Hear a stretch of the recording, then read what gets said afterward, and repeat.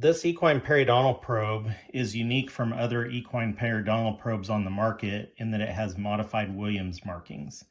And the Williams markings are used in small animal and in human dentistry by a lot of clinicians because it's easier to tell where you are depth-wise.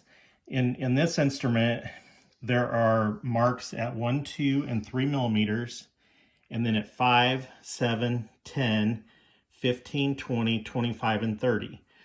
The working end of the instrument is a little bit heavier than some of them, and that helps for strength, so it's not as likely to break, but it's narrow enough on the working end tip so that you can get into the gingival sulcus, because a normal equine gingival sulcus is less than 2 millimeters, maybe 3 at the most. So if you are probing and you see a space, then you don't see that first space, then you know that you're past 3 millimeters and you're pathologic.